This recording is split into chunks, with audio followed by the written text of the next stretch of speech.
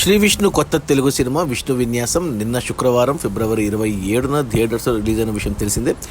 ఇక ఈ సినిమా మొదటి రోజు గ్రాస్ కలెక్షన్స్ చూస్తే తెలుగు రాష్ట్రాల్లో ముందుగా తెలంగాణలో ఈ సినిమా మొదటి రోజు 1 కోటి గ్రాస్ కలెక్ట్ చేస్తే ఆంధ్రప్రదేశ్ నుంచి కూడా 1 కోటి గ్రాస్ వచ్చింది. టోటల్గా మొదటి రోజు విష్ణు విన్యాసం సినిమా తెలుగు రాష్ట్రాల్లో 2 కోట్ల గ్రాస్ కలెక్ట్ చేసింది. ఇక తర్వాత కర్ణాటక అండ్ ఓవర్సీస్ నుంచి మరో 1 కోటి గ్రాస్. టోటల్గా మొదటి రోజు శ్రీ విష్ణు సినిమా 3 కోట్లు గ్రాస్ కలెక్ట్ చేసింది.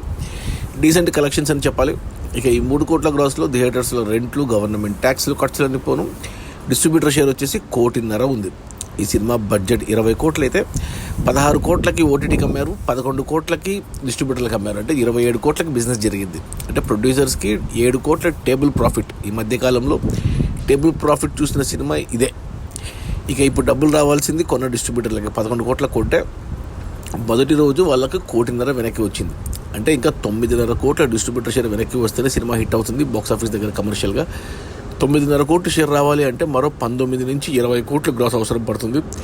ఈరోజు శనివారం, రేపు ఆదివారం, ఈ 2 రోజుల్లో సినిమా ఎంత కలెక్ట్ చేస్తుందో చూడాలి. సినిమా హిట్ అవుతుందా లేదా అనేది తెలుస్తుంది సోమవారంకి. ఎందుకంటే సినిమాకు మిక్స్డ్ టాక్ వచ్చింది, రివ్యూస్ సరిగ్గా రాలేదు. నేను ఇంకా చూడలేదు సినిమా.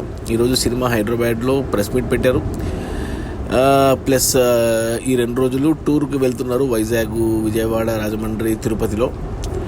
సో సినిమాను పుష్ చేస్తున్నారు బాగానే. మరి సినిమా హిట్ అవుతుందా లేదా అనేది చూడాలి. అది మన శ్రీ విష్ణు కొత్త తెలుగు సినిమా విష్ణు విన్యాసం రిలీజ్ అయిన మొదటి రోజు 3 కోట్ల గ్రాసు. అందులో డిస్ట్రిబ్యూటర్ షేర్ వచ్చేసి 1.5 కోటి. సినిమా బడ్జెట్ 20 కోట్లు. డిస్ట్రిబ్యూటర్లకి 11 కోట్లకు అమ్మారు, 1.5 కోటి వెనక్కి వచ్చింది. ఇంకా 9.5 కోట్ల షేర్ రావాలి అంటే మరో 19 కోట్లు గ్రాస్ రావాలి. కొద్దిగా కష్టమే. Okay, bye.